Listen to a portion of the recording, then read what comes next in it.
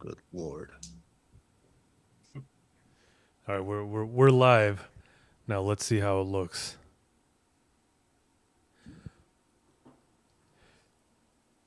Hello. Okay, I think the audio is working. We'll get started then. Hello, everyone, and welcome to a Mavs Film Room live stream. It's Wednesday, August 27th. We're deep in the dog days of the NBA offseason, but there is light at the end of the tunnel. Training camp is fast approaching. In about a month, the Mavericks will be in Vancouver, I think it is this year, preparing for the season. Preseason starts soon after that. And then in about 2 months, less than 2 months, the NBA regular season begins. The first Mavericks season in 7 years that they will begin without Luka Doncic on the roster. So it's going to be unfamiliar territory for them. But with Cooper Flag's arrival into the NBA, I think the Mavericks are going to be one of the most followed teams in the league this season, for better or for worse. And it's been a while since we've been on here, but I'm joined by Fazil, Vinay, and Rohan, although we can't see Rohan right now. Vinay, I'll start with you.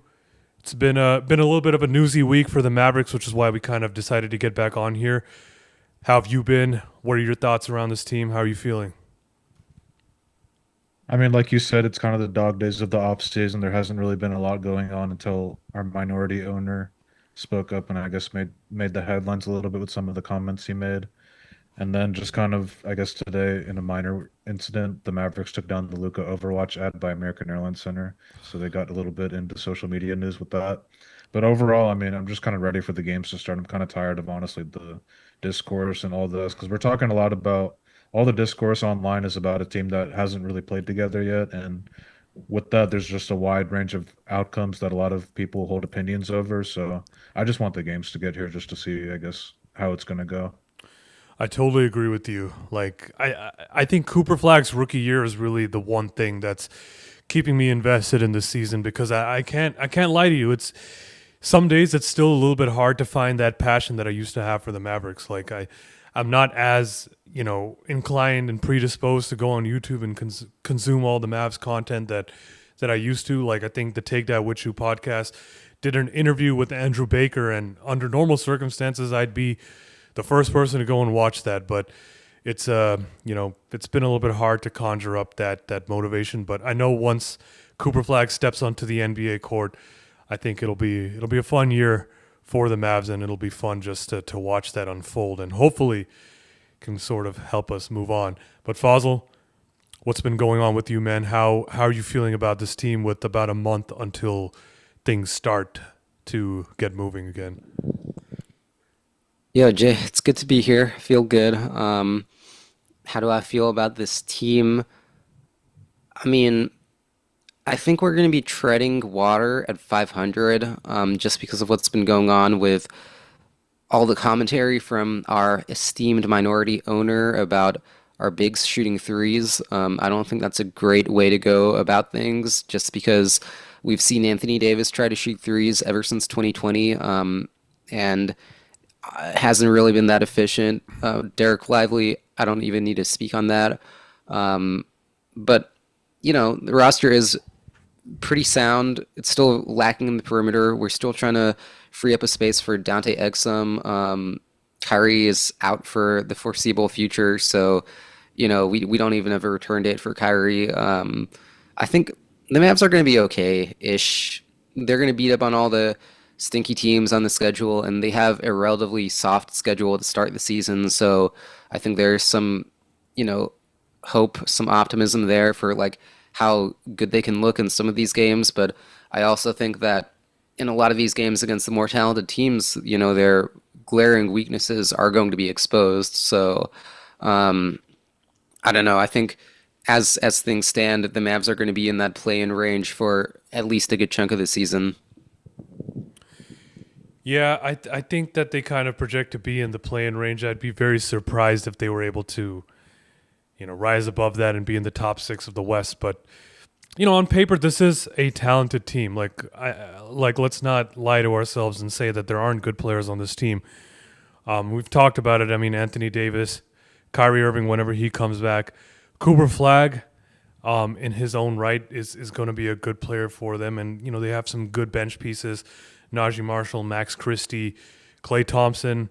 We haven't even mentioned Derek Lively, Daniel Gafford. So there are some players on this team. Like, it's not a bad roster, but it's just the way that everything fits together is a lot less clear.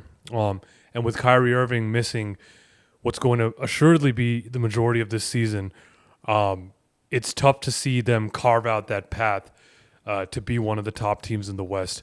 Even though, we have talked about D'Angelo Russell, I think we agree he'll be better than most people think. I don't think D'Angelo Russell is a long-term solution or even a medium-term solution at point guard for a team that wants to contend for a championship. Rohan, we didn't get to you, but how have you been feeling about this Mavericks team? I mean, I've said it before, but I'll repeat myself. I think long term, the team has a shot of doing some really special things.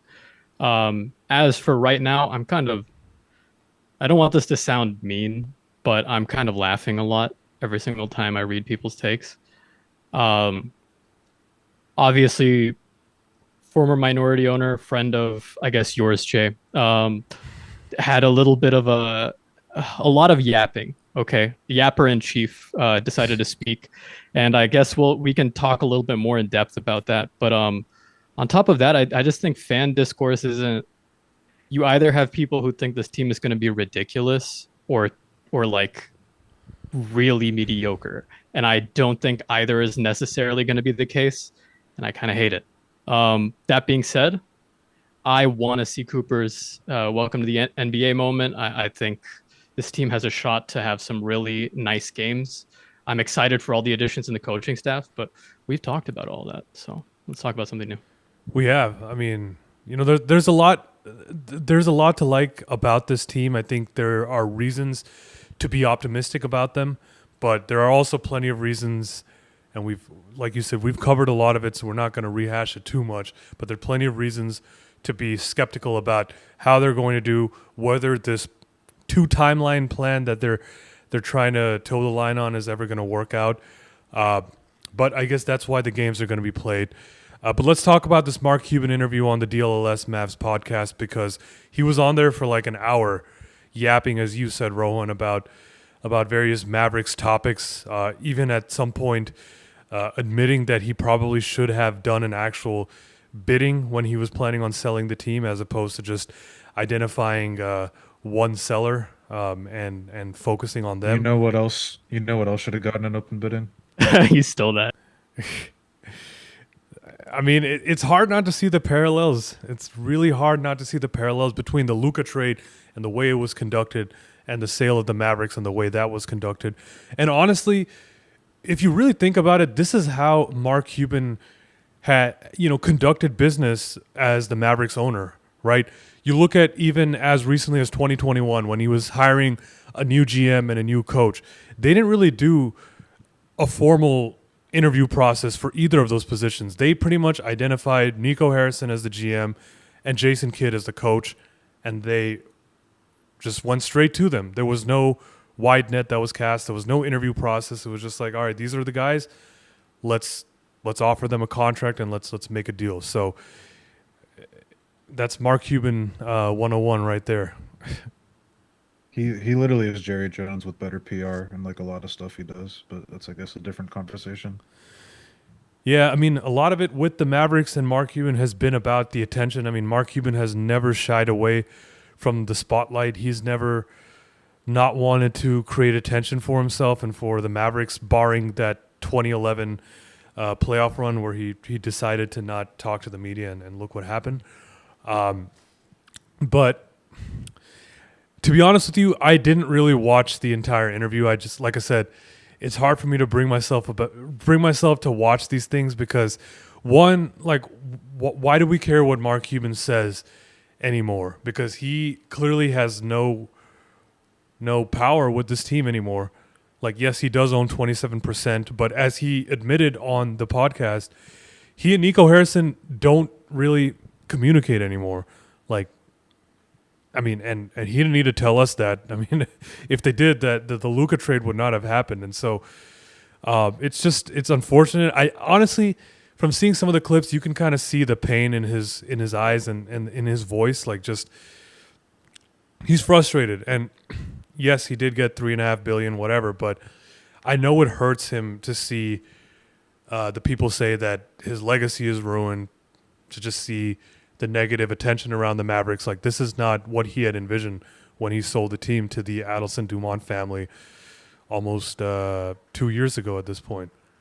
I'm glad you said that, Jay, because I mean, while I'm critical of him as everyone here, maybe not as much as Vinay or yeah, but he has choice words. I'll just say from that same podcast, I saw a clip of him talking about that whole, oh, you would still have control over basketball operations, and how that was kind of just written out of the contract and he had no say in it. Um, that definitely, I thought about it a lot yesterday, or yeah, I thought about it a lot yesterday. I do feel like yeah, he got shafted, and he deserves to be kind of a little like feel bad about it. But also, I mean, as a fan, I feel like he could have fought for it more. Like, it's been openly said that he could have gotten more money for the team, and the reason why he went with these guys is because of the casino resort arena. Now that that's out of the way, I mean, now you're talking about how you should have thrown it around for bids. Like, we wouldn't have heard this if the Texas legislature had, fallen victim to all of the ownership's lobbying attempts, right? But instead, they just threw it all off until 2027. So it's hard. I don't even like listening to him talking about it, not out of any personal issue, but like Jay said, it's just kind of painful to It's sad. revisit the last year as a mat. Like the passion is so gone for me as well. Like I don't know. I don't know how to feel about this team. That's not because I'm a Luca fan. It's just like, what type of franchise am I a fan Exactly. of? And You know? that's what people just don't understand about us. And Vinay, I'll get to you because I know you, I think, watched all of it or at least most of it. But that's the thing that people just don't understand. Everyone is coming at us every day saying that we're living in the past. Like we haven't moved on from the Luca trade. Yes, part of it is about Luca and the basketball player he was and what he meant to this franchise, to the city. But like you said, Rohan, it's like what type of franchise are the Mavericks? They're not the team that we grew up watching and rooting for. And you can very clearly tell when someone is just fucking 15 years old versus us who have watched this team for way longer, been on this earth for almost twice as long at these nameless, faceless accounts that just keep coming at us every day for not moving on. Like we have watched the Mavericks for a long time. Like we know what they're about, and this franchise that we see is not the Mavericks team we grew up with. But anyways, we've said that before. Vinay, what were your thoughts of watching that Mark Cuban interview? Well, first of all, it was a really good interview. I thought the DLLS crew did a good job asking questions, asking kind of blunt questions that maybe I didn't think they were going to ask. Like, if he would have done the sale differently, his thoughts on the Luka trade. Kevin Gray asked a great question that you alluded to about if Nico and Cuban still talked, and Cuban answered it honestly, saying no. So I thought the guys did a great job with the interview. Like Rohan saying, like Cuban's been a yapper for basically since he's owned the team. So basically our whole Mavs fandom life. It wasn't really surprising to see some of the stuff he said, I guess, but I guess it was surprising to hear him say out loud that he wishes he did open bidding for the sale of the team, and anyone with some sort of business acumen, or you don't even need business acumen, can kind of realize that the team sold for way lower than it should have. And to Rohan's point, probably because Cuban thought he was going to get casino resort money out of it, and he didn't. But $3.5 billion for a team with in Dallas, Texas, one of the biggest markets in the U.S., and it had Luka Doncic at the time, was way too low, as you can see with like the Celtics and Lakers. Not saying that they should have gone for those prices, but 3.5 was minuscule in that. And I don't think, I bet he honestly regrets the monetary value of what he sold it for. He probably regrets kind of, I mean, I don't know what the truth is with the whole, if he was going to have basketball control, because I mean, a lot of people were skeptical at the time. Like, if you're buying something for billions of dollars, you're not. Why would you not get basketball control over a basketball team if you're paying that much for it? So, I still don't know exactly what happened with that situation. Mark Cuban seems to think that he got kind of screwed over by the NBA and maybe also the DeMont Adelson family with that whole situation. So that stuff is murky, but I guess some other comments that we'll get to later about how the season is going to go, as well as Derek Lively and Anthony Davis shooting threes. Like, I mean, we might be pessimistic at times about what the team's going to be, but I don't think I've heard a more pessimistic sounding thing than that statement. Because if like the season's going to go as well as those two guys shooting threes, then we might get like a top 10 pick again, and hopefully we get the lottery gods in our favor again because it's a good draft, I guess. But that was insane that he said that too. Yeah, it was insane. He said that, but I hate to say it, but he may not be wrong about that. Like, we talked about it before. There's just no 3-point shooting on this team, and like, AD is gonna have to give them something with his retina, like his, I don't know what the injury was at this point, like a scratched retina, bruised retina, detached retina, right? There you go. He's gonna have to give them something, and he hasn't shot above 30% from three since 2020. So again, like if that's what the season hinges on, it's gonna be rough. Like This team's crazy. going to be insane on like NBA 2K. Like you can just mash your way to the paint and all that, but that's not how real life basketball works. I agree with it being a deep team, but I'm also tired of people saying it's a deep team because there's just like certain skill sets that you need in modern basketball, like shooting threes to your point, creating shots like to your point, a guard getting into the paint, and that's going to be difficult with the spacing dilemma I think we're going to have this year, playing with Twin Towers. And then also defensively, I think we're going to be like elite paint on paint defense, but kind of like going back to the last game of the season that they played, where they gave up 39 points to the Grizzlies in the first quarter. They could not stop John Morant from getting into the paint. Coop's going to be a sick defender, but he's not like Lou Dort guarding the ball, and I don't think he's going to be like that. I think he's better as a help defender, and I don't think we have like a good ball stopper unless people want to talk themselves into Caleb Martin. Go for it. I'm not going to do it. So. I have like I acknowledge it's a deep team, but a lot of these guys play the same positions. We have three centers. We have a lot of fours, it feels like. We don't have, I guess, enough like guards and shooting and playmaking, and I don't know. Like it's a deep team. Like there's a lot of guys that could be on NBA rotations, but does it all fit together? Like that's what I'm concerned about. I'm just really tired of hearing people regurgitate that this is a really deep team talk. Like that's just not how basketball necessarily goes. It has to fit. I think you said it best a few streams ago, Vinay. Like, it looks good on one of those lineup graphics, but on paper Looks or insane on on the a lineup court, graphic. yeah, You it's go to like, Canva and get like the 12 players off the Mavericks and just put them on a graphic. It looks sick. and Then you play here basketball. and Wait, here's what I guys, will guys, say. guys. Go ahead, go ahead. This I will say. This is I don't just imagine if you had this team and you just swapped Cooper Flag and Anthony Davis for Luka Doncic and Quentin Grimes. Oh boy. Like, oh my God, this team would go to the championship. They What might if we win just it. swapped Anthony Davis, Max Christie, and we'll give them an extra first round pick on top of what they gave us? Imagine that I mean, team. here's the thing: like, they built this team around Luka Doncic and then traded Luka and then haven't really changed it up much, Yeah, right? and So no, exactly. This is Yeah, in a way, That's it's sorry. like the perfect That team this around is Luka. Yeah, okay. Yeah, sorry for interrupting. no, But no, it's fine. no, this is what you just said is like the key thing.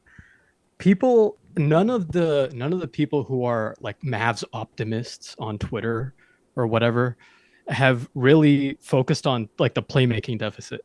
This team is built around a guy who could make a pass anywhere on the court as your main ball handler, right? Like one of the best passers we've ever seen in NBA history. And that's not any shade to throw on D'Lo or Kyrie. Where the hell can I curse on here? Yeah, Where the fuck are the assists coming from? Are Brandon Williams, Dante Exum? Like I love every player on this team.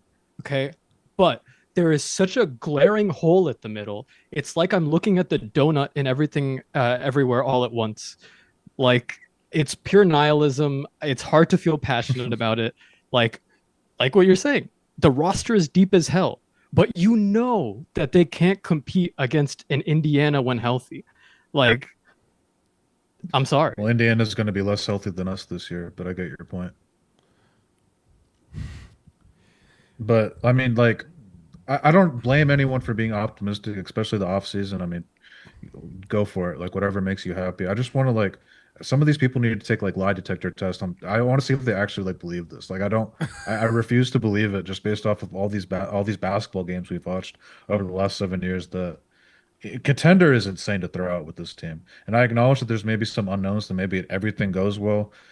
Maybe they win a playoff series if everything goes smooth sailing and Kyrie's back at All-Star break and he just gels immediately. Doesn't even look like he had an ACL injury a year ago and all that. That'd be cool. But like contender is just insane to me. And like, how are we dribbling the ball against Oklahoma City? That sounds terrifying to me. Can we look at how can we do an over under how many turnovers D'Lo is going to average until the All Star break? Like, I just this is going to be an adventure in a lot of not so good ways for the first half of the season, at least. Yeah, I mean, I honestly think that this season, at least to start, is going to go very similarly to how Luka's rookie season did. Like, you have these Oh veterans, God. you have these veterans that are good players in their own right. The team just doesn't fit together. It's very clear that they need Caleb, that they need to build. Go. Caleb Martin stiff arming Cooper Flag for a rebound like DeAndre Jordan did. I wouldn't rule it out, man. I wouldn't rule it out. I I don't would think want it's gonna him go. cut. I would want him cut that same night. I don't think I it's don't gonna think be it's gonna that go bad. that bad. But what I mean is like in terms of win-loss record, like I think it's going to be like it's a veteran team that's underperforming, but at the same time it's very clear that they need to just completely pivot and build around their new franchise cornerstone, which they haven't fully committed to yet because if they did, they would have liquidated a lot of the assets on their team this summer and built for the future. And that's what I will say that honestly one of the biggest things I'm looking forward to, or at least the biggest positives I see about this team, is that they have tradable players. They have good players that can be traded for better fits, for future assets. It's not like they're playing with a bare cupboard.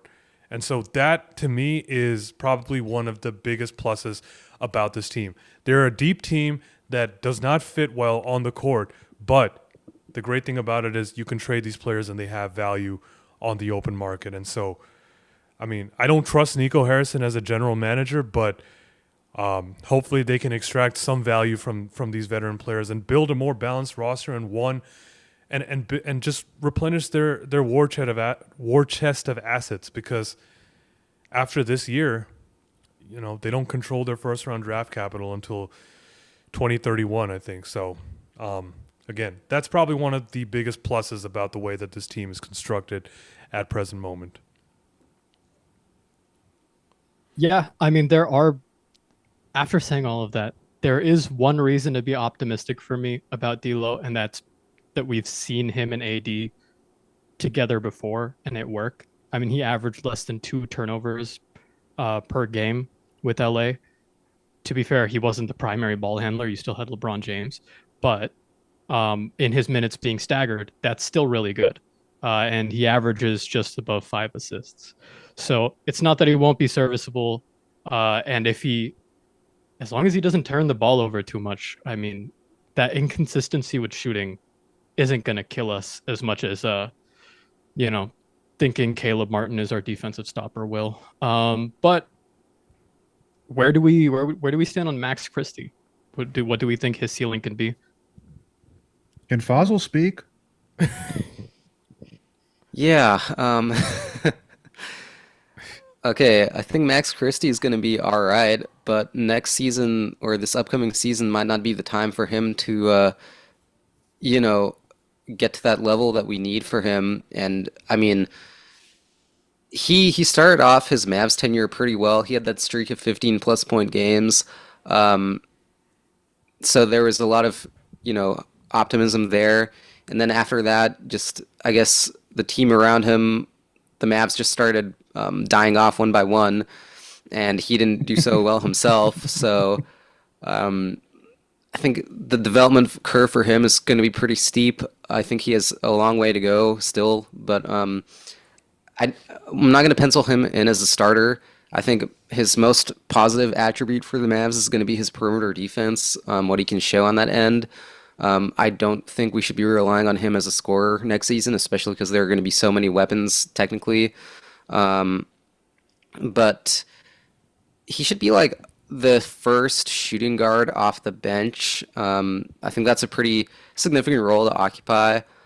But other than that, I don't know. For just within the scope of next season only, I don't really see him as a huge piece to the team's overall success unless he has a breakout season, which again, I mean, it's hard to really project that for any player at any time. So He would actually be like a great fit off of Luca, like just to have someone creating shots for him. Because honestly, like his slump after his I don't want to call it Mickey Mouse run, but his opening trade, post trade stretch, where he obviously kind of was overperforming, he kind of seemed like he was getting dealt a bad hand with some of the shots he was taking. He was kind of forced to take some tough shots, and that's one of the one of the concerns I have with the team. Like who's creating shots for these guys?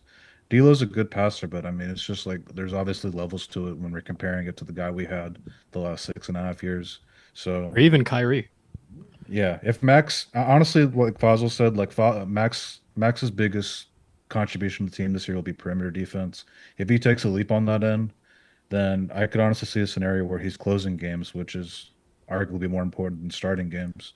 So that would be like if everything goes well, Max Christie is closing some games over Clay and down the stretch guarding the best of the best. But I don't think he's like that. I mean, he's a good defender. I just don't think he's like that to guard the Shays, Lucas, Anthony Edwards in the Western Conference yet I defensively. agree. I think Max Christie kind of has several attributes that fit the major Mavericks needs that he does decently, nothing that he does exceptionally well. Like he can shoot a little bit, he can defend on the ball a little bit, he can handle a little bit too. Like these are all needs that the Mavericks have, but right now I can't point to any one of them and say like this is what he excels at. But at the same time, that's why I think that he has such a unique opportunity this season. So we'll just see if he can, stand out in one or maybe two of those areas, because I think then that could really help this team a lot and honestly change the trajectory of his career as well. I do think he's going to be. I mean, there's not like a ton of players, I guess, that fit Cooper's timeline, but I think he's actually him and Lively. I think have a chance to be here for a while and can fit around Cooper, and they have good skill sets around Cooper. But I just don't. I mean, we'll see what happens, I guess, this year. But definitely, like long term, I'm pretty optimistic about what Max can be. But he has to, like you said, put it all together. God, I'm so like excited for Lively, and I just hope that he stays healthy this year because I think him and Cooper will be a nice little duo that can grow together, like you said. And I mean, it's just exciting to have two young cornerstone type players. And after last season, that was so tough for Derek Lively. I really hope that he has better luck this season and can kind of be the player that he was in his rookie year. And obviously, it's going to be a little bit harder playing without Luca, but I still think that he's got a lot that he can offer this team. Do y'all think they're actually going to do this Derek Lively shooting threes thing? If they do, we're gonna get a third young, amazing player next draft. And honestly, that's why I think they should do it. I think it's something that genuinely would actually happen, like the first week of the season, maybe. And Jason Kidd is, see, this is the thing. I don't think Jason Kidd is the type of coach who's like gonna stick with this unless he is, explicitly told you must do this or else we're gonna do whatever. And that would be a whole lot of other issues. That would cause a whole lot of other issues for the Mavs. But he's probably going to take it as a suggestion. He's might implement it for a week. It's probably going to go poorly, as we all expect, and then we're never going to hear about it again. Taking Mark Cuban suggestions. I mean, I actually think the way to contend this season is Cooper Flag at point guard, um, and Derek Lively shooting like 5 threes a game. Anthony Davis starting at the four, also shooting at least 5 threes a game. What are we contending for? The number one pick in next year's draft. Oh, got it. Okay, that makes sense to me. I Look, mean, like all the statistical stuff with Lively shooting, like it makes zero sense to say he's going to shoot. Does his form look good in like warm ups and practice and all that? Yes. Like it looks better than a lot of NBA centers that don't shoot. I will say, in shooting jumpers. And he shot them in high school, I guess. But this is just like it's like crazy. Like I can't believe that Cuban is like saying it outwardly like that. I just feel like it's unfair pressure. And he acknowledged on the DLS podcast that he's talked to Lively about it. Like Lively knows that Cuban's saying this stuff. And we all know like one of the special traits about Lively is he's able to like he's got a good head on his shoulders. He's intangibly rich and all that. Like he can handle that kind of stuff. But I just feel like it's unfair pressure to put on the kid. That's just Yeah, me though. it is. I mean, it's unfair pressure to put on him and Anthony Davis next season. I think like saying our season is going to go as well as their ability to shoot threes like that is a lot of pressure on two guys who are not shooters. And so I mean, I think I don't know if you're Lively or AD, I'm sure they're taking it in stride and taking it Well, as a challenge, but yeah. Like I don't get the whole like Anthony Davis is going to make this massive leap shooting. Like he kind of is who he is as a shooter. How old is he? 33, 34? 32, I think. Yeah, he's Oh, 32.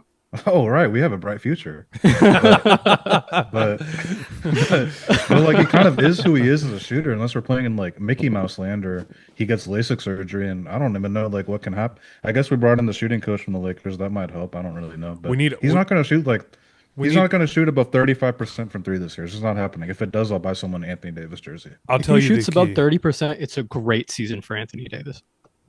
Honestly, It's not happening. we need RFK Jr. to create the next super strain of COVID, and we'll get 40% from three AD. All right. Fresh Our off- legal fresh team off is this- now asking me to give a disclaimer. Well, everything that Jay just said was a joke. Onwards.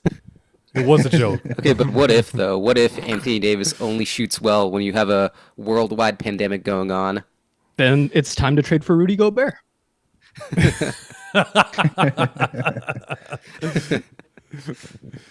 I mean, look, like we joke about it, but that 2019-20 season was literally the only time in the last 6 seasons that he has shot above 30% from three. Like he has shot below 30% in each of the seasons after that year. So it's a joke, whatever, but like that's the truth. And Anthony Davis that was 5 years ago. AD was 27 years old. He's 32 now. He's got a fucked up eye that who knows what the condition of it is, right? Like that's definitely not going to help him shoot better. So I'm not banking on him being a shooter next season. I think The thing that's annoying, I'm probably the most high on Anthony Davis as a player, but I'll acknowledge that he gets like too jump shot heavy. But like, what's annoying is that he's forced to almost be a shooter on this team, and he doesn't necessarily get to show like his strengths offensively. Where, I mean, he could take smaller guys at the four if he's playing the four down to the block, or if he's being guarded by fives, taking them off the dribble. It's almost like he's going to be forced to be on the outside because Lively or AD is going to be inside. And in an ideal world, you would love if everyone could shoot and Cooper Flag could just drive to the rim with all that space. That's just not going to happen. So I feel like we're putting Anthony Davis in not the best situation for him to succeed. Part of it is like his own fault. Like he wants to play the four and all that. And I mean, okay, I wish he would give that up, but what can you do? Um, but yeah, I guess we'll see, man. I mean, it's just this team is going to look weird to start the season, and I think that it's just going to continue. Like, there's not enough dribbling, there's not nearly enough shooting, and so I just think that it's going to be just survive until the trade deadline, and when it becomes clear that this team does not have much of a future together, hopefully they flip some pieces into other pieces and assets that fit better with Cooper Flag. This is Cooper Flag's team, and like I said, the thing I'm most excited about is Cooper Flag showing that it's his team. And the faster, But I don't think it's his team this year. it's not his team this year, but it's his franchise, right? Like That's Yeah, the point. definitely his Yes, franchise. it's Yeah. his franchise. it's his franchise. And Exactly. that the two timeline thing, like the Warriors did I mean, you can argue if it went well or not. They won a championship with it, but they didn't draft well on that second timeline. With the Mavericks, I feel like their immediate contention window is not as good as everyone makes it out to be, but they have a Cooper Flag piece that's way better than anything the Warriors had. So there's a way that they can needle it, but I don't think it's this way that they're doing it. I just don't No. think this team fits together and all that. And 2026, 2027, which is theoretically the better year for them to contend. Thinking about it more and more the last few weeks, I don't even know if that's realistic unless like a couple of trades happen, like you said, Jay, that bring in basketball skill sets that better fit this team. And but getting that type of player is hard. Like getting a starting caliber point guard that can create, that can actually close games and hold their own defensively is hard to find. Like good luck. True. Yeah. I mean, I look, like Luka's rookie year, I don't think that it was his team either coming into that season. It was probably Dirk and Harrison Barnes and Rick Carlisle's team. All right, you can say it was Luca's team. There. But no, You're but saying, you're trying to say Harrison Barnes. well, no, No, coming it into that was year, it Luca's wasn't. team because early in the season he Exactly. made it clear that it was his team. Exactly. It felt But like it took, after a couple it took weeks, like it was Luka's 10, team. 15 games for that to Exactly. happen. And I think that with Cooper Flag, it also could happen that quickly too. Where it's like, oh, this guy is way better than we thought. But Anthony Davis right now is way better than anyone else on that Mavericks team outside of Luca. I agree with that. But I just think that It's also availability. But yeah. availability and here's the thing, right? Like I think that I'd be okay with them riding out this Kyrie Irving contract till the end of his career, however long he wants to play. That's a good guy to have next to Cooper Flag. I think that Kyrie next to Cooper would help Cooper's development a lot in the league. Anthony Davis, like you said, is the most talented player on this roster until further notice, right? But I don't know how well he fits with this team, how well he fits with Cooper, and that's why I think that you really do have to explore your avenues of moving him while you still can, because when he's 33, when he's 34, his value is going to plummet, right? So Yeah. They're I not mean- going to trade him anytime soon, unfortunately. I mean, I'm not going to say unfortunately, but they're not going to trade him anytime soon. But I agree with you. Like, I mean, I think Cooper and AD could fit together. It's just kind of like AD should be playing the five in that situation. It kind of feels like having a center there kind of congests everything. But honestly, I'm excited to see a Cooper AD two-man game and pick and roll, and each of them being able to handle the ball. I think that'll be interesting to see. But the spacing outside of it is what I'm concerned about. And to your point, Jay, I feel like what's going to happen here is this title contention window these next couple of years is not going to be as we don't have as strong of a chance at a title as I think some people do. I strongly believe that. I don't think they do. And I think like they're going to hold on to the Anthony Davis is the piece we're talking about. Probably going to hold on to Anthony Davis too long to where his value is going to be a lot less than it is right now. And I don't expect them to trade him right now or anything like that, but it just feels like that's what's going to happen. And I don't know if they're going to have like that second timeline with Cooper Flag is what I'm a little concerned about. Like, I don't know how they're going to address that. I No, definitely know naturally. for a fact Nico Harrison is not the guy to address that timeline. Yeah, I mean, we've been saying the same thing since June, right? We've been saying the same things since the Mavs won the NBA draft lottery, and we knew that it was going to be Cooper Flag, that it's Cooper's team, that it doesn't take a genius to select Cooper Flag or build a team around him, right? And the points that we made were playing Anthony Davis out of position means that you're playing Cooper Flag out of position. Decreases the ceiling of your team, not recognizing that this is Cooper Flag's franchise, and you have to maximize what you get from your draft capital, which is this year 2029 for the Lakers, and then what 2031 for the Mavericks again. Those are not enough picks to get a great young star or a great young role player, a guy like Jalen Brunson, a co-star that can really help Cooper Flag once Anthony Davis and Kyrie Irving are not as competitive. That's not on this team right now. And here's the thing, right? Like, there are a lot of lessons to learn from the early years of Luka Doncic's tenure with the Mavericks. I don't think that they maximized at all, that window which he was on a rookie contract. The Mavericks can't make that mistake again with Cooper. But there's just no one in the organization anymore that's there that can say like, oh, we made a mistake back then. We need to learn from that. Everyone is new, and everyone is working under Nico Harrison, and pretty much can't say anything to him because then he's just going to fire them. So it's just it's a scary situation, right? Like, it's with the lack of future assets, with the lack of direction, with the lack of good leadership. Like, it's scary to think what 4 years, 5 years from now is going to look like with Cooper Flag, and it should be way more optimistic, but it's just not right now. I want you guys' take on one thing, one related thing. So everybody, when we talk about how Cooper Flagg got drafted into such a great situation with all these high quality players around him and how, you haven't seen this in a long while for a number one draft pick. I mean, that's great and all. I do think like, the very short term future in contrast to what we were just talking about looks decent for Cooper or, looks very good. But still, I think the expectations on him are pretty freaking high. Like, what do you guys think he's one of the most you know, burdened number one picks coming into the NBA in how long? Since LeBron, Yes. maybe, to have all these Yes. expectations put upon him? Because, Yes. you have to not only just carry this team, but you have to carry on the legacy left by Luca. Well, not even that, but Yeah. you have to like Jay keeps like he said in his beginning monologue about how the passion is kind of gone. I think all of us kind of understand that. The thing that he has to win back is that like energy, that love of the game that the fans have.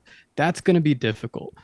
But yeah, the burden is extremely high, especially because he has stars around him, right? Like guys who have been top 10 in the league at various points in their career.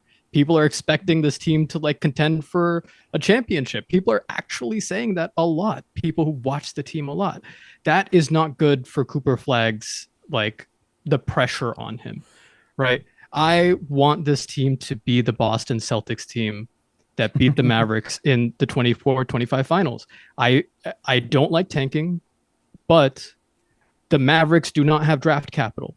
They have draft capital this year. It's insane that I am rooting for a team with Anthony Davis, Kyrie Irving, D'Angelo Russell, Klay Thompson, and Cooper Flagg to lose games this season. But long term, that is the best thing for Cooper Flagg's career.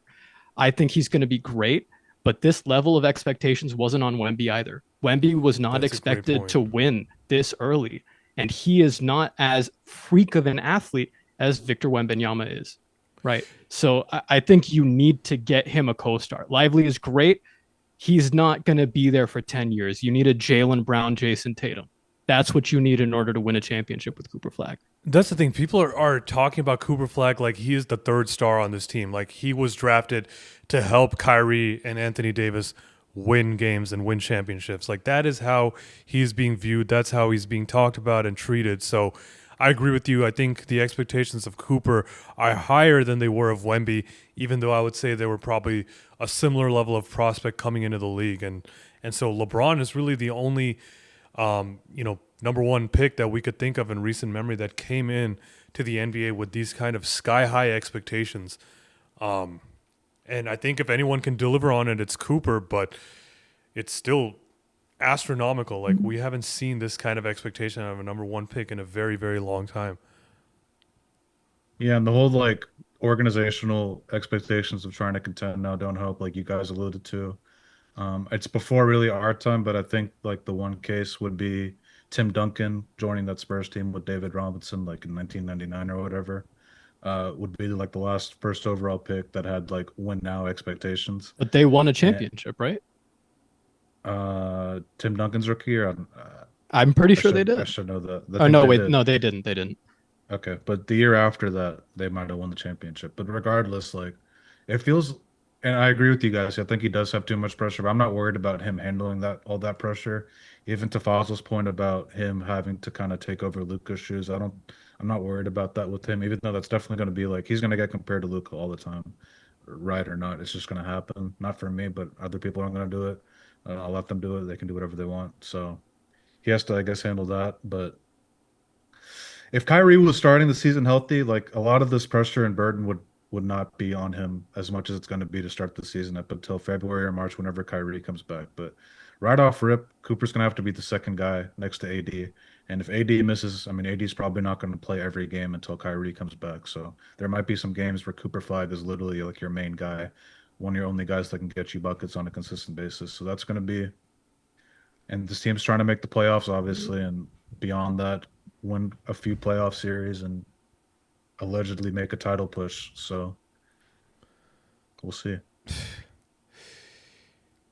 Yeah, we will see. I mean, I don't buy it with them even being a contender in 2 years, because I just think that age is working against Kyrie and AD. Like that's just a fact that people aren't mentioning. Like yes, modern sports medicine I think prolongs these guys' careers, but the thing about AD and Kyrie, they've never been the healthiest players, and I just don't think that them being a year older than they are already is going to do them, well, 2 years older than they are already is going to do them any favors. But I guess we'll see what they can do with this roster. But I think that's kind of a good pivot point to talk about some other Mavericks news, which was reported by Mark Stein on Sunday, I believe, that PJ Washington, who is extension eligible as of this Friday, is expected to sign an extension with the Mavericks to keep him in Dallas for the foreseeable future. It was interesting that Stein mentioned that PJ is not guaranteed to start, and that there's also considerable league-wide interest in PJ Washington. But I do feel like he's one of those players that Cooper Flag would benefit from, keeping around for a while. I think if you were to create an ideal starting lineup out of the current players on this team, PJ Washington would be in there. No, I agree.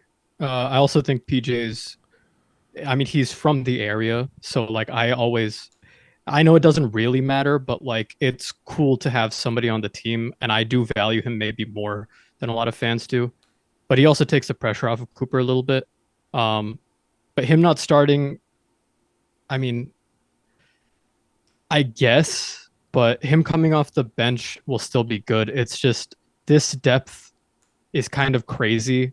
And to balance that with playing Cooper Flag, as well as AD playing at the 4, I just don't know how it's going to work. Like, you're always going to have like one or two guys playing out of position. So I can see why you would want to trade him. That being said, I don't want to. Like, before the NBA Finals happened and before the draft happened, we talked about PJ and Gafford. And out of those two, Gafford is the one that I'm looking at as more tradable than PJ. PJ, I want on this team for the next 2 years. I think that's just smart. Yeah, and he's not that old. He's 27, I think, right now, or maybe even 26. Like, I think he still has room to grow. I think he's with 27. Yeah. I mean, He just turned 27 like this week. Okay, Last week. yeah, that's right. He turned 27 on Monday. So he still has room to grow with this team. He's one of the younger players on this team, which is a little crazy to say because 27 in NBA years is not exactly young, but it's not old either. You know, when you have a team with 33-year-old Kyrie, 2-year-old AD, you got Dwight Powell, who's also, I think, 34 now. Like, this is an older basketball team, and PJ Washington is one of those guys who I think can grow with Cooper Flag and grow with this team over the next few years. So I definitely think that there's value to keeping him around. I think. Yeah, we gotta. Go ahead. My bad. Okay, we got to look at PJ at the 3, starting with AD, Lively, Gafford, whoever it was in that first game in AD's debut, and had the best possible outcome with Kyrie coming back, and I mean Kyrie still playing. That was like the best starting lineup the Mavs had post Luka trade, and yet, he didn't look. He looked okay as a small forward starting, but he didn't look amazing. I think that's where a lot of this talk about him coming off the bench stems from, and I mean, I'm okay with that just as long as, maybe he's closing games or at least getting a good amount of minutes, which he should be. And his max extension is probably going to be like what he's given to soften the blow of him not starting. And, he can get 4 years up to $89 million, which is like 22 and a half-ish, which is for PJ, and especially because the cap is going to rise every single season. I think that's a good figure. So I'm not opposed to it. If he gets even less than that, how the Mavs kind of gave Gafford less than we all expected and so on and so forth, like how they've been managing to give out these decent contracts to a lot of these players, less than 22.5 million for PJ, like sign me up. I want to see him here for a while. And if he gets used as a trade piece, I mean, it can happen. He's a great player on what will probably be a great price.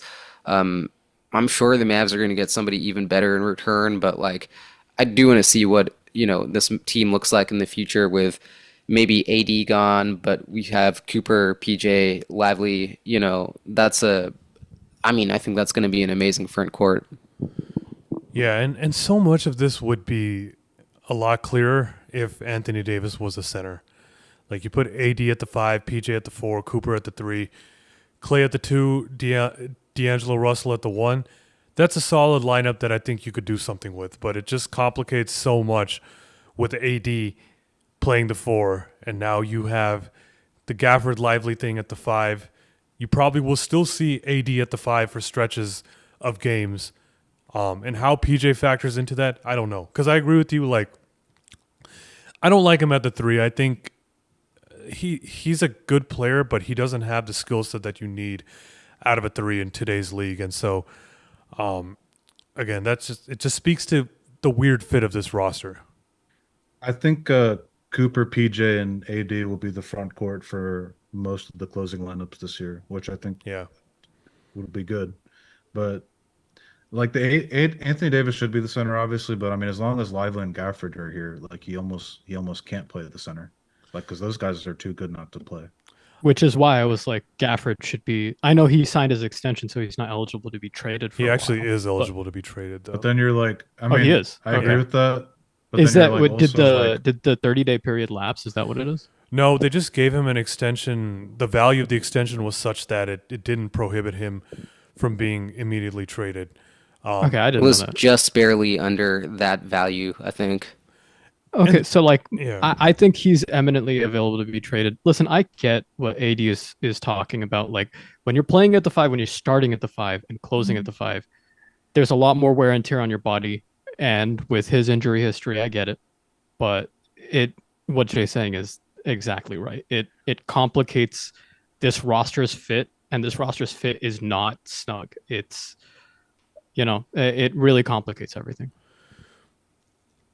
Yeah, I mean, I think it's weird, and Jason Kidd does not have an easy job ahead of him this year. But again, the way I choose to look at it is it's Cooper Flagg's rookie year. Anything else that happens is a bonus, but it's all about Cooper. Well, I wanna touch on that because I think we should start. I know that the Luka trade has kind of colored our view of the franchise, and we're still fresh from it. But I do want to stop. Fuck 'em. I do want to talk about. I do want to talk about what Cooper Flag can be as a franchise player. I feel like obviously he hasn't played his first NBA game, so like we're waiting on that. But like, what do we? Caucasian LeBron James.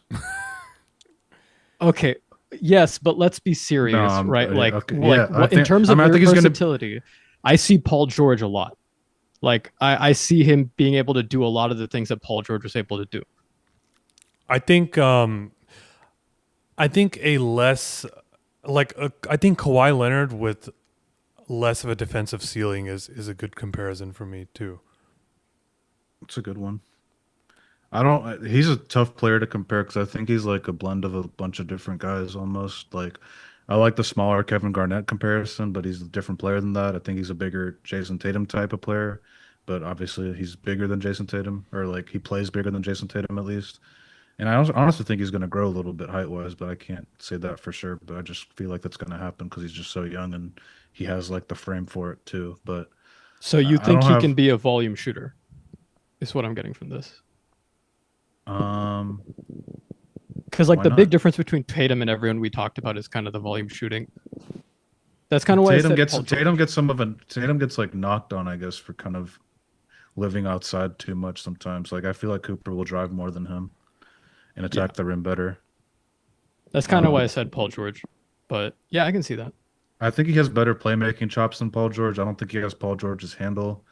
And I mean, are you talking about like Pacers, Thunder, Paul George? I'm assuming. I'm talking about Pacers more than anything. Thunder, before he's before next the to injury. Westbrook, so yeah, He he finished- doesn't get the same Sha- looks.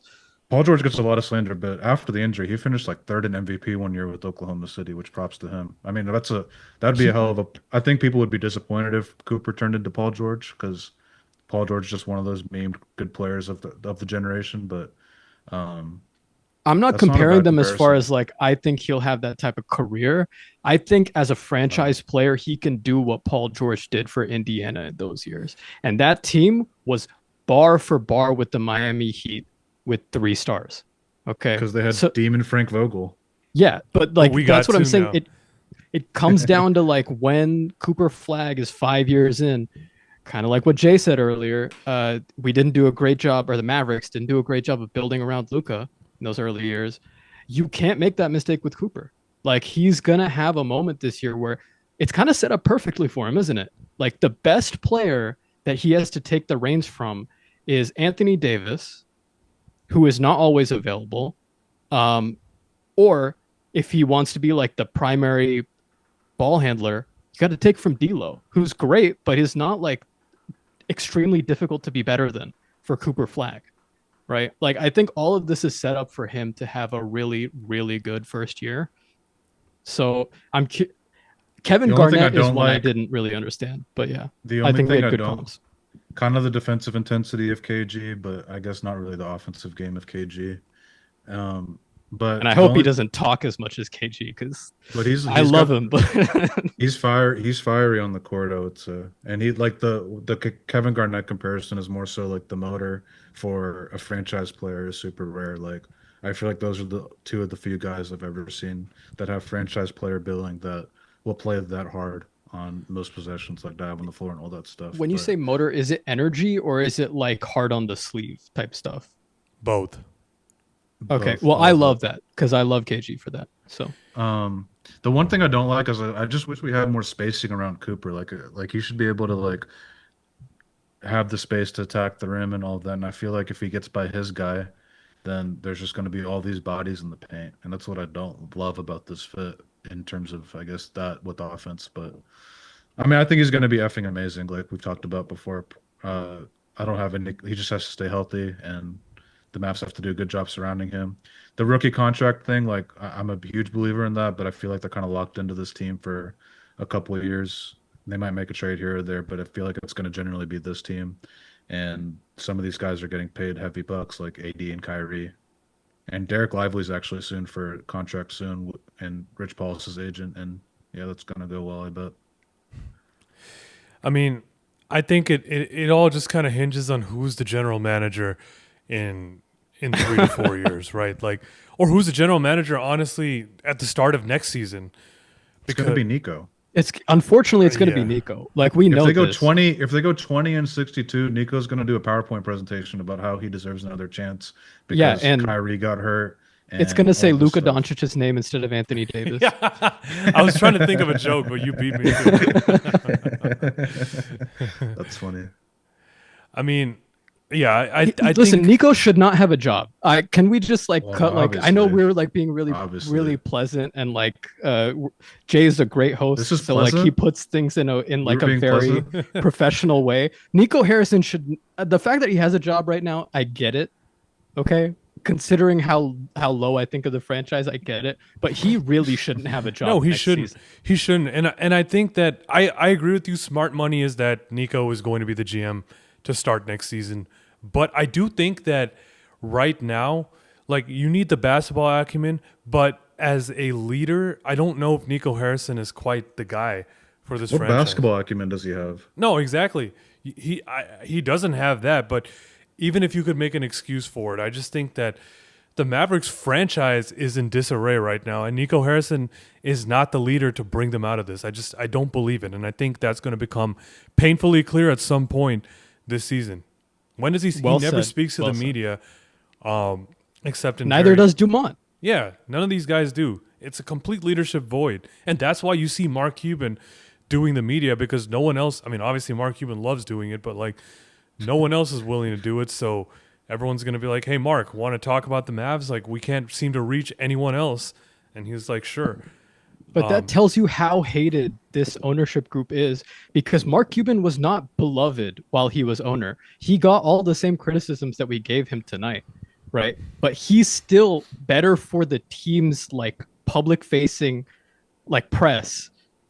He's better for the team's press than Dumont or Nico Harrison is, which That's is definitely true. But like, you know, there's other teams that company He no knew how to company sell on it. the Fortune 500 would keep somebody as toxic as Nico Harrison to the PR of their team, employed for 2 years after something like what he did. It's a dark cloud hanging over this franchise. And I saw someone else tweet this the other day. Like, we've been saying this for a long time. Like, Nico Harrison is a dark cloud hanging over the Mavericks franchise, and no matter how hard they try to move forward into this Cooper Flag era, they will always be held a little bit back because of Nico and the baggage that he carries with this team. And they cannot truly move forward unless they move on from him. You got Cooper Flag. You don't need Nico anymore. Like, get a real GM and let's build a real fucking team. Honestly, I don't even like the PR stuff sucks, but like the Knicks, for example, like James Dolan and Leon Rose, they never speak to the media. So I don't even like care about that stuff. I just don't trust the dude's basketball acumen. I don't trust his ability to build around Cooper Flag. Like anyone that makes, I don't care what he's done outside of the Luka trade. Like everyone's like, oh, he's done a great job besides the Luka trade. Well, A, he let Jalen Brunson go, and B, he fired Casey Smith, who went on to win medical staff for the year in his 1 year with New York. And we had the most injuries that I've ever seen on a sports team this year. And part of it was because of the medical staff. We can get into it for a little bit. Derek Lively almost came back too early from a fractured ankle. Luka almost hurt his calf again, and he did hurt his calf. Like he wasn't supposed to be playing during that stretch of the season. He could have tore something more serious, as we saw in the They were finals. playing with All guys' that stuff. careers last year. Which, by Yes, the exactly. way, Luka's team was like, no, we're not coming back early. And Nico, even after he was traded, was like he used that as it was leaked as a reason why Luka wasn't there for the team. Like it's just this whole thing is toxic as hell. And for a franchise in disarray, for this person to be the most powerful is insane. It's Yeah, goddamn insane. It is insane.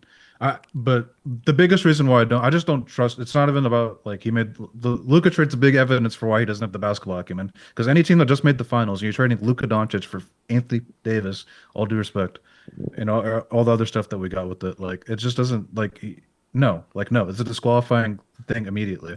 He should have been fired that night, honestly. And He had a prepared he's gonna- statement to ESPN on the night of the trade. And like props to him on that deadline day with Daniel Gafford and PJ Washington coming in with Dennis Lindsey probably holding his hand. But I mean, they also gave up a pretty price for those guys too. Like we're not going to have these draft picks coming up, and I know we don't. I mean, I didn't care about the picks when we had Luka. I care a little bit more now because like we have an older team now. And Yeah, well, he should we have need cared some about the assets. picks. If he saw Luka as tradable, he should have cared about the picks. This is my point. Like, this is Yeah. not he lucked into everything obviously, this fucking roster has right now. And he's Yeah. still in, like, this should be the last chance that Nico Harrison has as a GM in basketball. I don't care about his relationships. I don't give a shit how much D'Angelo Russell likes him. Okay? I don't care. He does not understand where the league is right now. He Like, is if he 5 got- years behind, and Yeah. he's shown complete incompetence. Like, for Dumont to have gone out and said the whole Shaq thing, and then to now like shy away from the media, but not make the boss decision of, hey, I have to hire somebody new because this guy has proven he cannot be the herald of the future. That is what a good decision maker in business does. And I didn't think it was going to be this bad. But I think this falls on ownership. If he's here more than Definitely. this year, because they're not going to be a contender this season. I'm going to say it very All right, confidently. Luka Film Room. You don't think they're going to be a contender this year? They're not going to be a contender after this season. Now that like the win now stuff is like over and everyone's a little older, I expect some competence from ownership. And if I don't get it, I am never buying. I'm already not buying a piece of Maverick merch. I'm not buying a ticket to a game. Nothing. It doesn't matter if they make the playoffs. Maybe if they make the finals, I'll buy a finals ticket. But I'm not giving this team any more of my money. I already give it too much of my time, to be honest. And the fact that you still have this guy as GM and you're parading out the now minority owner who has no decision-making power while you're not saying anything, I get it. Leon Rose, James Dolan, don't talk. But I would rather somebody be like Matt Ishbia and their team fail to meet expectations, but me being able to hear what you actually think matters a lot, especially when the future is uncertain. I agree. And as Mavericks fans, we're used to that. Like, at the end of the day, this is new territory for us in that regard, too. Ownership not talking, management not talking, like, that is a very new concept for the Mavericks. And like you said, Rowan, at this particular time in this franchise, there needs to be a voice of reason. There needs to be some guidance. And yes, I appreciate Mark Cuban trying, but it falls flat when you know that he has no power left in this organization. And you're really going to entrust Cooper Flagg, an 18-year-old kid. He's a kid with the job of being the public-facing figure of this franchise, to talk to the media, to talk to fans, to help them through this. No, I wouldn't want Cooper Flagg to be that guy. There needs to be a voice of reason, and there just is not one right now. And I think that's what is the most annoying about Dumont and Nico. I could stomach this if things were working fine, but they're not right now. Nico was fine. But everyone thinks it looks fine. A lot of people think it's fine right now. So that's the thing. Like, it's not as bad as it was post. Maybe it's only fine because basketball games are not being played. Agreed. The second People this are team bored without right now. Kyrie hits the floor, people are going to act like they had the same criticisms as us all off season. They're going to act like this was obvious. Okay, that's not just me saying this. This happens goddamn every year. Like, I'm not even. This is boring to me now. Like, the Mavericks disappointing me is boring to me now. They need to realize they're on the ropes. Like, and that's horrible to think about with Cooper Flagg. Like, I don't know. The fact that Jay and Vinay, y'all were discussing how maybe this franchise will continue to rely on Anthony Davis and Kyrie Irving 2 seasons from now. If that's where we're at, this is a wrap, dude. Like, Cooper Flagg is going to have a difficult career, and I hate that. I fucking hate that. But they're not prioritizing things in a competent way. How am I supposed to be excited about the team? That's my question as a fan. Cooper Flagg? Well, you're not doing enough to get me invested in Cooper Flagg's future. They have 1 year to coast off of Cooper Flagg. We got him, shake our hand, say thanks. Like, they got 1 year to do that. That's this year. After that, the expectations are going to sit in, and it's going to become painfully obvious, if it isn't to the 15-year-olds on Twitter, that this leadership team is not up to that challenge. It's not up to that moment. They are not the right people to lead us into the Cooper Flagg era. And so, look, if they want to take their victory lap this year, go ahead and fucking do it. But it's going to be painfully clear going into the 26-27 season that they're not the ones that are going to lead us out of this. Let me also prove that we're not biased. We have said multiple times on this podcast that the coaching staff hires are that's great. It instills a lot of confidence because, there was a period in this offseason, June, July, where we thought we were going to lose everyone, and we pretty much did lose a lot of people, but replace them with that shows some competence. That's one reason to be confident. But the coaching staff is not playing the basketball games, right? Like, Jay Triano's not running pick and roll. Unfortunately, Jason those Kidd guys is are not being athletes. the point guard. If Jason Kidd could still be a point guard in the NBA, I would want him on this team.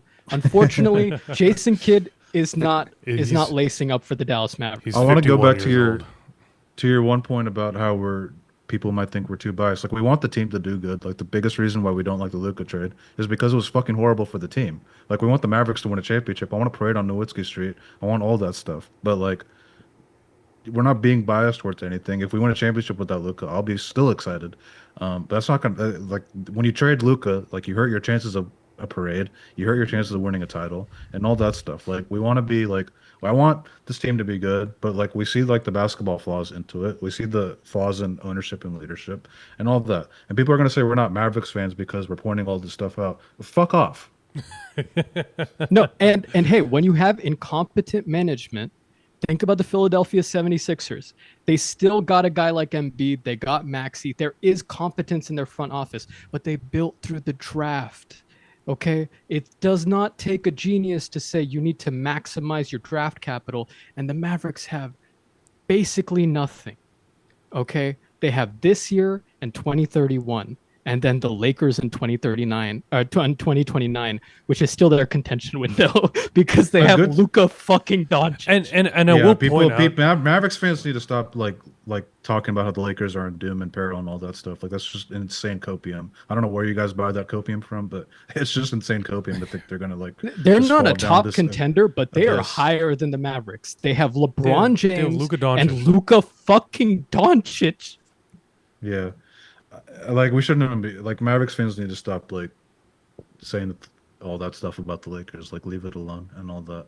Um, I forgot what I was gonna say. Go ahead.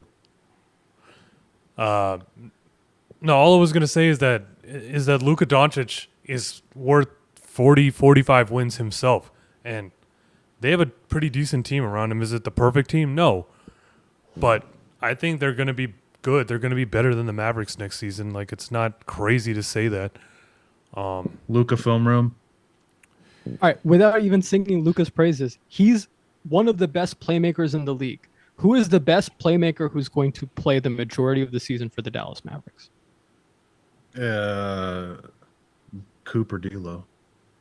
So you're comparing Cooper Flag or D'Angelo Russell's I didn't do it. playmaking skills. Now, I'm not saying you are. I'm saying Mavs Yeah, I fans mean who Luca's the think second that the best. Lakers aren't going to be Luca's better than the Mavericks. You're Luca's the second comparing best player in that the to world. them. It's not just Luca. It's also LeBron. They have Reeves. Like they have a lot of guys who can do a lot of things. And I don't want to talk about the Lakers at all because this is not a Lakers podcast. But like this team is not contending against them or the Nuggets. You think PJ Washington will help us against the Thunder? Maybe he'll I'm win so us some fucking regular tired of hearing season that. I am games. so tired of hearing that, bro. Oklahoma City left PJ open for the first 4 or 5 games of that series purposefully. Like they packed the paint and they let like okay. And also PJ has like a size and skill set that Oklahoma City didn't really have like a matchup for it against. You really think he's not gonna go off against them in a playoff series again this year? It's just not gonna happen. I'm so tired of people saying like, "Oh, we have PJ Washington. We're gonna beat the Oklahoma City Thunder automatically." Like no. Sorry, that's just not how it And works. yeah, I'm sorry. You they guys can do the whole like charade gimmick and all that until we play them, but it's just a charade and gimmick at that point. Like, do we as Mavs fans? I'm posing this question to the Twitter quote unquote optimists.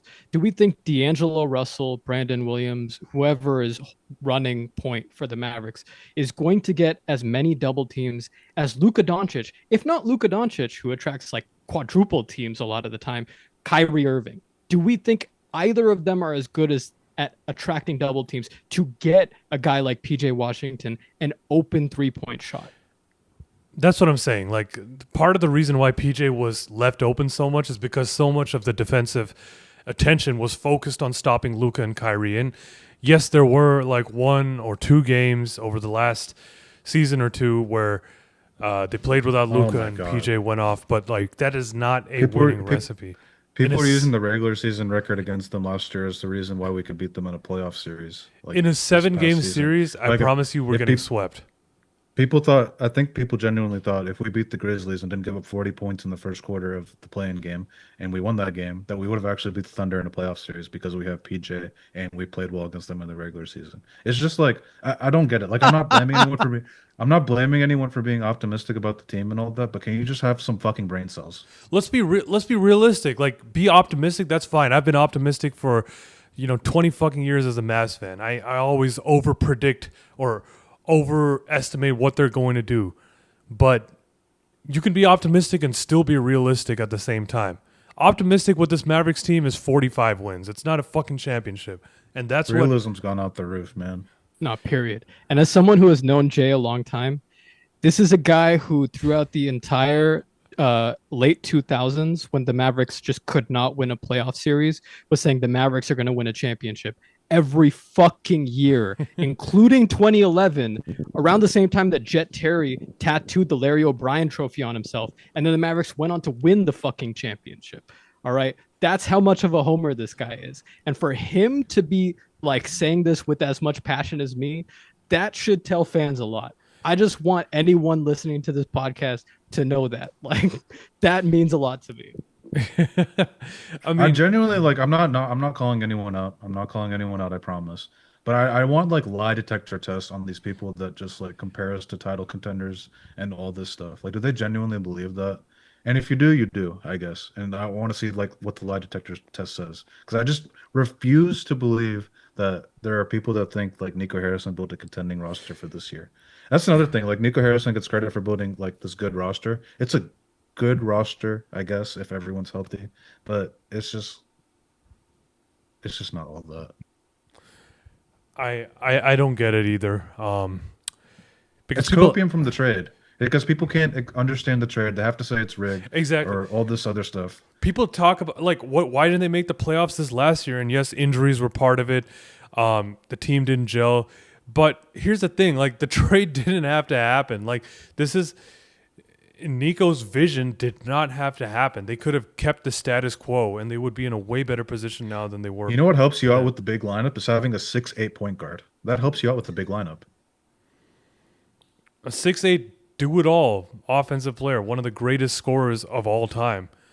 And look, I think that if Cooper Flag steps onto the court from day one or day 10 or whatever, very early in the season, and proves that he is way better year one than any of us expected him to be, then that could change the calculus of this team. But until further notice, I think Cooper Flag, he's going to have a fantastic rookie season. He has every right in the world to be the rookie of the year favorite, but there are still weaknesses in his game, which I think will prevent him from being a year one all-star, a year one, superstar, right? Like Magic Johnson, basically, in his first season. Like That'd that be level insane. of impact. They won a No, title. but that's what when Fossil asked that question is earlier Kareem. in this stream. Yeah, 80 exactly. No, but That's who we traded what for. that's what some of Mavs fans on social media, that's what they sound like. They sound like they have that expectation of Cooper Flag, like he's going to be the missing piece to bring this team to the finals. And saying that or believing that or thinking that is in the realm of realistic possibility is so unfair to Cooper Flag. It is It's part so, of it. like to put all of the incompetence of this franchise over the last year. I mean, let's not even talk about the trade. Trading all of those picks, knowing that the trade was even a possibility, is incompetence, right? That is a disservice to Cooper Flag. Thinking that he can have that level of impact is insane to me. It's insane. It's not like AD is actually Kareem Abdul-Jabbar, right? Like, he might even be wearing the goggles this year too. listen, What's actually crazy- if AD plays 82 games in a season, I'm like, this team can go far in the playoffs. But I'm very realistic about where this team is going. I think we all are. I just don't understand why a lot of fans are putting so much pressure on this team and thinking that Cooper Flag is going to be Kawhi Leonard on that Spurs team. Like, yes, he's that good of a player, but this team isn't built by an organization that competent. I actually think Cooper's going to surpass expectations, like above. Like I'm 99th percentile what Cooper's going to be this year. I think even Anthony Davis is going to have like a really good year. Like I don't think we got to see Anthony Davis during his time as a Maverick. Like that's not Anthony Davis. I actually think both those things will happen, and I still think all this like title contention and comparing us to Oklahoma City and all that is just like is hilarious offseason discourse at best. I think that Stephen A. Smith, Kendrick Perkins, Mark Spears, et cetera, What et a cetera. dream team. These guys are giving a lot of legitimacy to that contender talk, and without them, I don't know if you'd see as much of it online. But because the biggest faces in media are saying that, it gives a lot of base for some of these random people on Twitter or the online fan base. A large part of it it emboldens them to be like, yeah, we're going to be contenders next year. We're going to threaten OKC for the championship. But What are we fucking talking about, man? That's just like hearing you say that just pisses me off, and I obviously you don't believe it, but it's just like, how do people think that? I don't know. I don't get it. Just smoking some great shit is really how you think. Fossil, do you think they can compete with any of these teams? Not really, at least not next season. How do you think a 7-game series between the Mavericks and, let's say, the Nuggets go next season? It, like, hypothetically. Anthony Davis plays amazing against the Nuggets, and it doesn't matter because Jokic hit some like BS shot with 23.9 seconds through the shot clock. Like that's just how the matchup always goes. Besides the bubble Right, series. because So, like, versatile playmakers are the engines that drive every amazing team in the league nowadays. very true. Very true. Well, guys, I think I think we've kind of ended up where we always do, but unfortunately, that's how it's going to be until the season starts. I'm very excited to watch Cooper Flag this year. I think that is, I mean, I don't think, I know, and I think most people know that is the number one reason to watch this team this season. But I just caution all of you to be realistic about where this team is gonna land up this year, because I don't want you hurt. That's all. That's all I can say. I'm a concerned Oh, friend. what's gonna happen? I'm a concerned friend. No, hurt as in like I don't want you to be disappointed. Like for Yeah, people, no, yes. for We're people who honestly pre-grieving. think, In bro, the words this of is gonna Roman be a Roy, great we are team. pre-grieving this NBA season in the case that it does not go that well. Okay, But that's for all me, this is. though, if it goes like horrifically and they're like in the lottery again, that's not even like a failure to me. Like No, I'm there. I'm right there with you, Vinay. It's I would just even this like season that's is might be not one going of to the best go case that way. scenarios. Can we be It's real? This season is not going to go that way. You're going to Which get way? the worst case scenario for this team is not being one of the 5 worst records in the That's not NBA. happening. For sure That's not. not happening with this For roster. sure not. They are going to be mediocre at worst, which means that the chance that you get a high level pick where the Mavericks get a co-star for Cooper Flag is extremely low. So even that is a pipe dream. We're sitting in a position with this roster that winning a championship and them contending is a pipe dream, but also them winning the lottery again is also a pipe dream. So I just feel like a crackhead as a Mavs fan. But Jay, I'll throw it back to you. I mean, I don't really have much more to say about that. I mean, I think at this point everyone knows where we stand on this team. Don't take this for us saying that we're not excited for the season. We're Mavs fans, and there's a good chance we've been Mavs fans for longer than a lot of people, but we're just being realistic. Like, there's no reason. Bro, the Cowboys play in like a week or so, and I'm still excited for that season, even though I know how that's gonna go. Like, but Mavericks fans have almost taken the place of Cowboys fans for being the most delusional fans in the city. Great way of putting it. People are very jaded with the Cowboys, but they haven't gotten to that point with the Mavericks yet because we've been blessed with 2 generational superstars for the last 27 years, and it's possible we just got another one right now that might cover up for some of this incompetence, but I don't think Mavs fans have really experienced real hardship in a while. And it's quite possible that they will unless major changes are made. I'm starting to think we should have like dropped the realistic stuff, and we should have done the Homer gimmick, and we should have just said like print your tickets out for June. I think our engagement numbers would do better. Yeah, if all we cared about was Twitter likes, that's exactly what we would do. But you know what? I want to give props to Vinay. Vinay, you just released an article for us, right? I think we should. Not anytime recently. Well, recently because nobody's been paying. We've been getting like the off season is extremely dry. What's the article that you're even talking about? I haven't even hit the lab in like a month or so. Okay, but even a month ago to hit the lab, that's What was for the Mavericks. article? We haven't Maybe some played. props on what the article was. You plug it. I don't know which article you're talking about. It's you. Apparently, it's the only article you've ever done. It was not the only. I did the Cooper. I did the Cooper. I think it was I that did the one.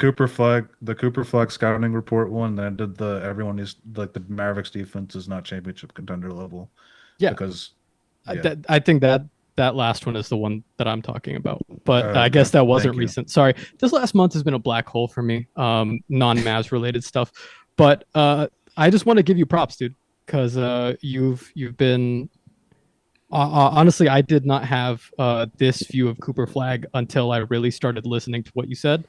And Thanks, man. And I think you wrote. I think what you've said about the Mavericks defense is extremely accurate. And I think more people should pay attention to that. Yeah, people say we're not Mavericks fans. I mean, I guess we're the only people that watch the play-in game, and we saw John Morant literally waltz his way to the rim every time he wanted to, and Jaren Jackson got all these open corner threes because Anthony Davis protects the paint like a center as a 4, and all this stuff. Like I don't know.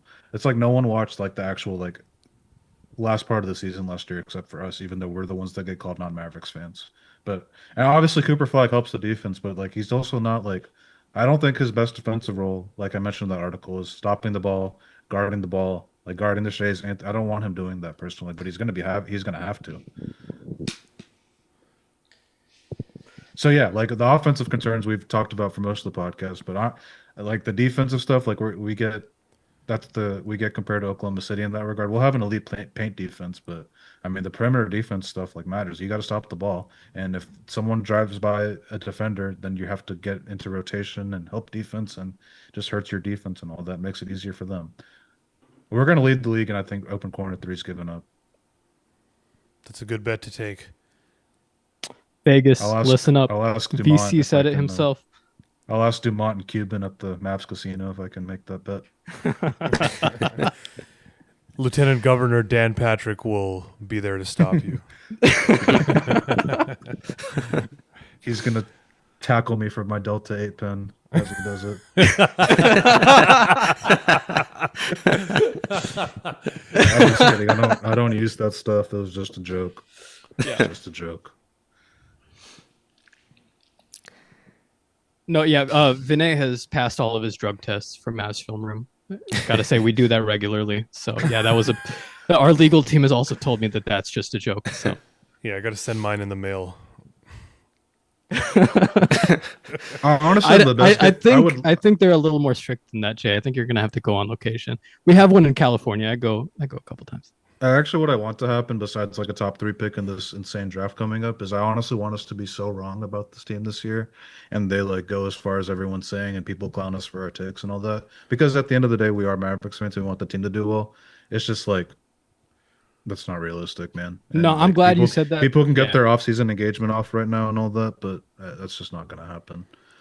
No, I wish too, but that's why I'm so confident. Because if I'm wrong, I'll be happy to be wrong. Because unlike these Twitter replies, I know that everyone on this podcast is only on this podcast because above all things, they are a diehard Mavericks fan. So Exactly. Guys, I got to bounce right now, but Yeah, I bet. Got the busiest schedule. Got the busiest schedule. hey, bro. That's how it be these days. I don't know. Any concluding thoughts? Any concluding thoughts? Fazla, I want to hear something from you, buddy. Yeah, I've just been thinking ever since we talked about Mark Cuban. I think we should all take a page from his book and learn to be more, follow in his footsteps and have the grace that he does. Going from the king in your organization to the court jester, that's not an easy thing, but he does it every day. He goes out there, he faces the media, he talks his shit, and, he has no shame, absolutely zero shame. And I think we can all learn how to live like that a little bit. It's true. If it gets you $3.5 billion, yeah, I would love to be a court jester, actually. My email is just my name, so hit me up. Vinay, any closing thoughts for the world? Be excited for Cowboys season. Be excited for Mavericks season. Be excited for whatever you want to be excited for. Don't even be realistic. Sports, I guess you're not Hey. supposed to be realistic. Yell at us about Rain- whatever you want. Rangers just scored Go ahead. 20 tonight. They're winning the World Series. Cool. They should have spread those runs out over the last month if they wanted a chance at that, but they didn't do that. So, you know what? Like, be excited about the team and all that. We're not going to tell you to not do that and all that.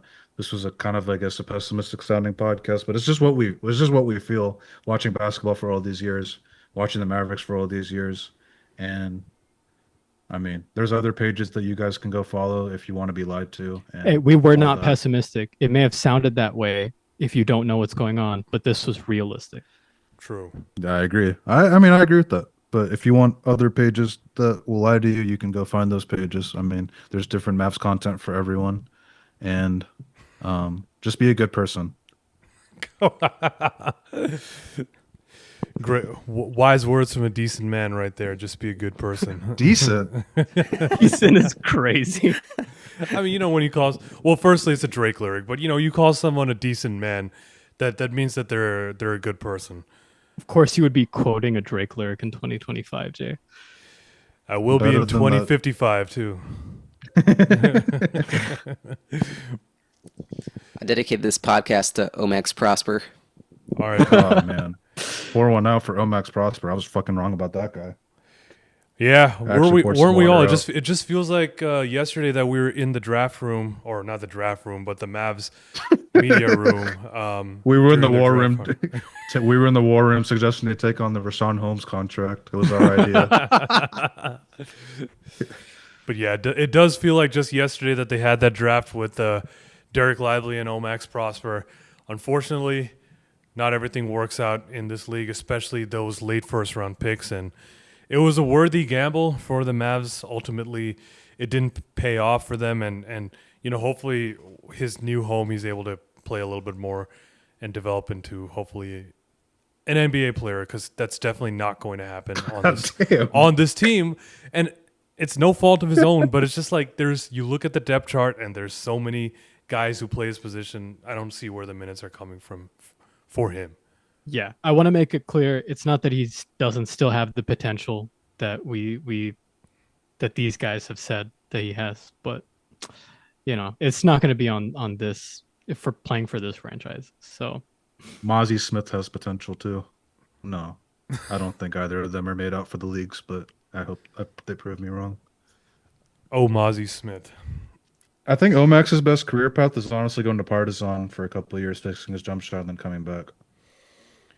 That's true. He's still got an NBA money owed to him, so we'll see what happens with him. But he's definitely got to go to a team that can give him minutes, and that's probably going to be, the Wizards or something like that. hey, Josh Green is Wow, pretty good on the that's Hornets. depressing. Like we've seen it happen before. Yeah, it's got to be on a team like that, but definitely not going to happen on the Mavericks. But guys, Vinay, Rowan, Fazal, thank you guys as always. It's been probably more than a month. I apologize for sometimes having an inflexible schedule, but glad we were able to get on here today. And we'll be on more regularly as we get closer to the season, and of course, once the season starts. So appreciate you guys. Appreciate everyone who tuned in, or everyone who's going to listen to this tomorrow, whenever. Thank you. Thank you to those who follow us on Twitter. Thank you to those who call us Luca Film Room as well. At the end of the day, we appreciate the engagement. Can I say something real quick? Yeah. Why would we be so mad about the trade if we were Luka Filmer? We would just join the Lakers and all that. Like, I think we're mad because we're Mavericks fans, though. Exactly. But This is you know proof what? that nobody actually listens to us enough, because I came back to this podcast because I specifically am not a Luka fan. I have been a fan of this franchise since 2003. Like, this is damn. when I feel pain. Fuck you, Vinay.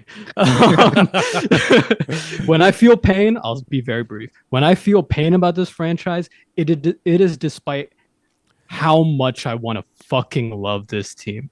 Okay? I love Dallas Mavericks basketball. When the Dallas Mavericks are contending for a championship, really, not just in the minds of Twitter idiots, right? Really contending for a championship, that's when the league has been at its best. That's what I believe. That's pretty much what all of us believe. So, Godspeed to the Dallas Mavericks without Nico Harrison. I believe in you. You put it beautifully, Rowan. Like, the league is better when the Mavericks are good. Obviously, that's a biased perspective from us, but I think all of us want to love this team really badly, but it's a process that we're going through as lifelong Mavericks fans. But we'll get there, and brighter days are definitely ahead for us. But thank you guys again. We'll be back soon with another episode, maybe next week, hopefully. I don't know how much is going to happen in the next week, but Omax Prosper presumably is going to have a new home at some point, so we'll be there to talk about what happens with that. So go Mavs. We'll see y'all soon, and take care. Recording stopped.